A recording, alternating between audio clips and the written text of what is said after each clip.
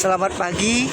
Hari ini Rabu tanggal 6 November 2024. Pagi hari ini kita ada di pemakaman Wajo.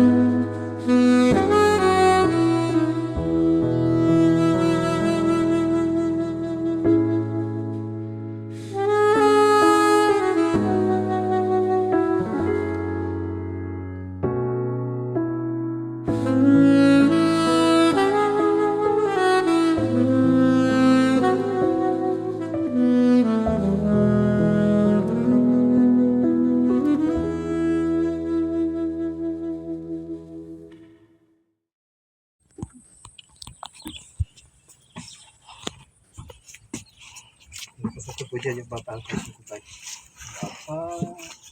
Engkau sungguh baik, kasih-Mu melimpah di hidupku.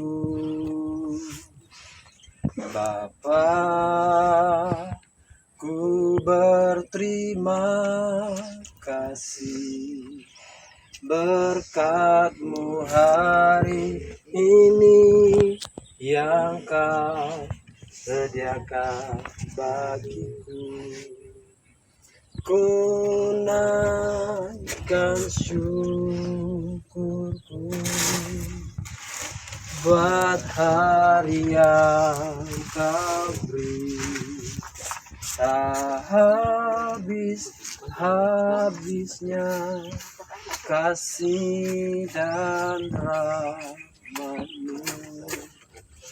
selalu baru dan tak pernah terlambat. Pertolongan-Mu besar, setia-Mu di sepanjang hidupku.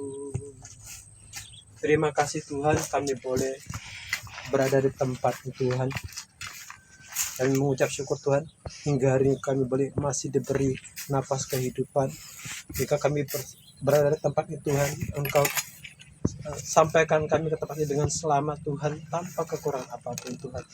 Ketika kami ingin memulai ibadah di tempat itu Tuhan, kami percaya Tuhan, Roh-Mu ada setiap kami Tuhan, mengurapi setiap kami. Dan firman-Mu Tuhan menjadi landasan kami berada di tempat ini. Di dalam nama Tuhan Yesus, haleluya. Amin. Saya bacakan di dalam Efesus 5.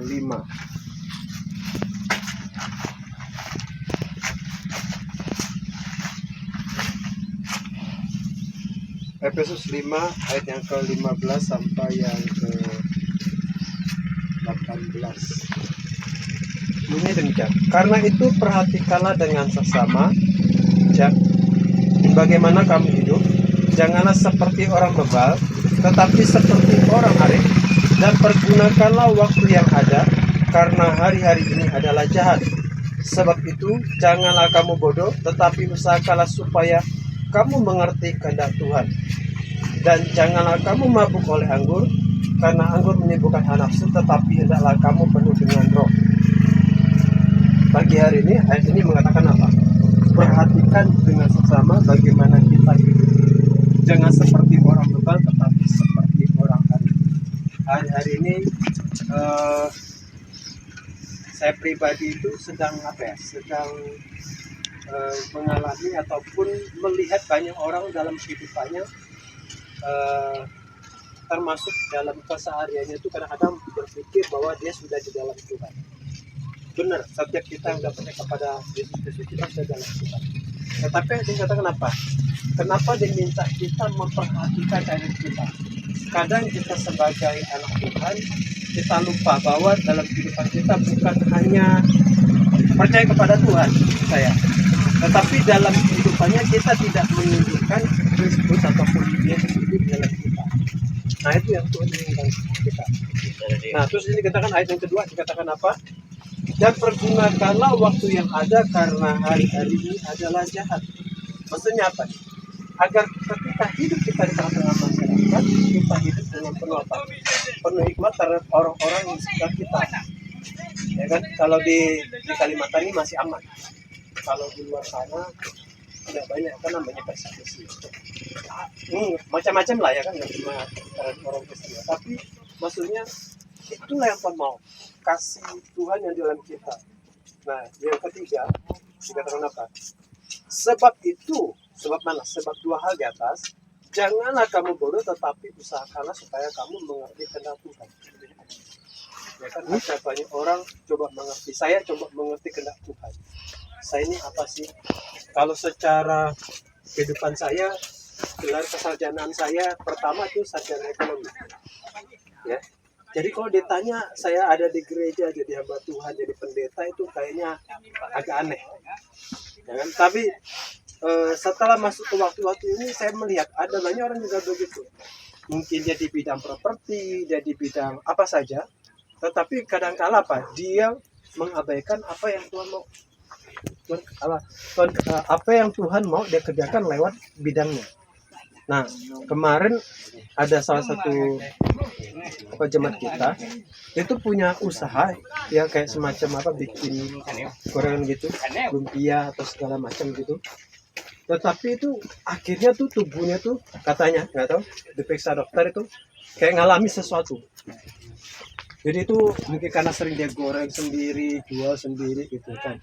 Nah sama pendeta kita disarankan melihat ada di luar kota, bangsa di Jawa, itu yang dia bikin sesuatu terus dia pesankan. Tapi nggak tahu kenapa dia nggak pakai mat itu. Jadi saya lihat tuh banyak daripada kami di jemaat kami sendiri itu apa mengalami seperti itu. Dia nggak ngerti Tuhan mau pakai dia gitu kan. Ada satu jemaat saya juga ya yang di komunitas saya sama dia punya bisnis sudah oke. Terus dia mulai pakai Shopee, orderan Shopee-nya banyak. Ya. Tapi dia akhirnya apa? Dia sibuk sampai jam 2, jam 3. Saya bilang, "Cek perbaiki manajemennya." Gitu kan, tambah karyawan. Dia nggak lakukan. Sampai hari pada janji bulan 7 kemarin untuk panggil orang yang mampu ada itu. Akhirnya apa? Akhirnya begitu sakit juga kemarin saya kucing lagi berobat. Jadi intinya apa? Nah itu dia nggak tahu kalau Tuhan mau pakai dia sehingga dia mengerjakan dengan caranya. Dia nggak bawa ke hadapan Tuhan atau dia belajar paling tidak kan.